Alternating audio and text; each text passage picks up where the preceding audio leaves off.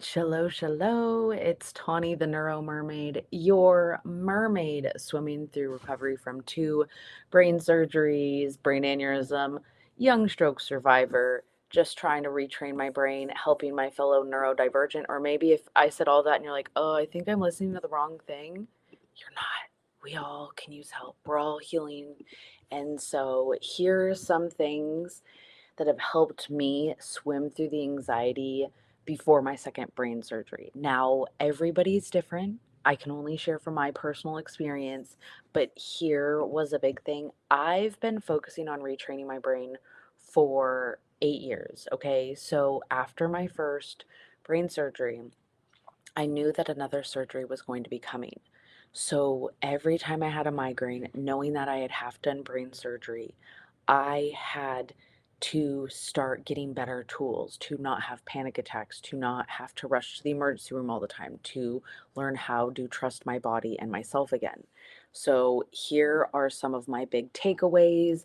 Please, if you are a fellow survivor or if you have any tips or experiences, please share them because I want to keep updating this. And just the more you can hear it from different people, different voices, it just helps because a lot of people told me to breathe and meditate in the beginning, and I was like, that is not going to help anything. I can't do that. And that just meant I needed it more. So, the first thing is talking about it, but not sitting in it. So, a favorite quote of mine is feel your feelings, but just don't unpack and stay there. So, I found if I just try to brush it over, you try to sweep it under a rug, guess what? It's going to eventually pile up. You're going to just explode. It's going to come out. So feel your feelings, but don't unpack and stay there. So, some things that I did was keep myself busy. I was organizing my closets, go through a junk drawer a lot of time before another procedure or while you're waiting for stuff. You can't go out and do things because you're nervous. So just reorganizing your space around you can do a lot. They say, if you see somebody cleaning and doing a lot of things, like let them do that because their mind might be a mess, but they want to organize. Also, this is a good time to get into your hobbies and passions. Maybe you start painting, maybe you start journaling, maybe you start coloring, any of these soothing things, baking. But also, you got to cry it out, you got to scream it out, yell into a pillow, journal it out, call a friend, vent for 12 minutes. But make sure you always try and go back to some gratitude, okay? Because we are alive. Even if you're having the worst time ever, you are here. You have a 100% success rate, okay? So I want you to just take that in.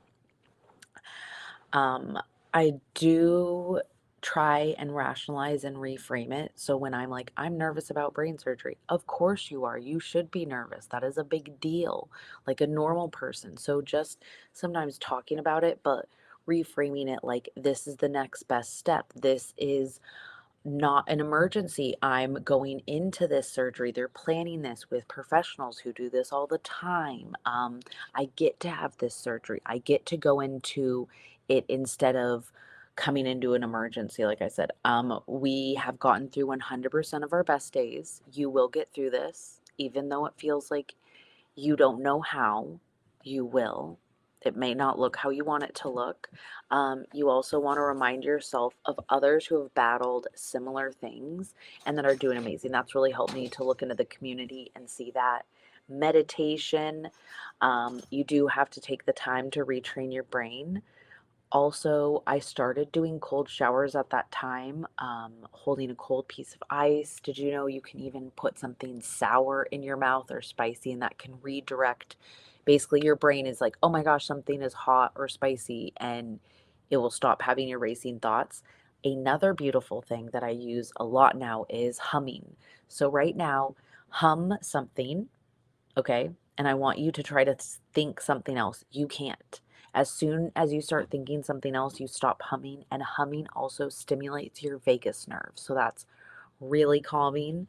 I walked it out a lot, walks, getting that physical, just like anxiety out. Shows and movies are a great way to escape into it and not think about it. I would stay away from all doctor shows because it's going to be very triggering.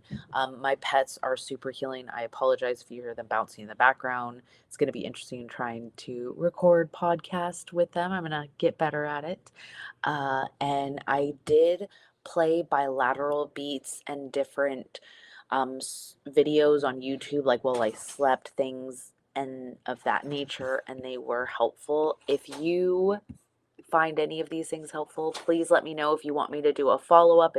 I will be doing one in a couple months when more people and I have more conversations and I have more to add to this, but this was just a fun Friday with Tawny. I don't know what we're going to call this, but every Friday I'm going to try and give you tips. Like these were things that I was asked throughout the week from other survivors and I wanted to share it. So here's a little nugget from me to you for Mar Dinglehopper, and I love you.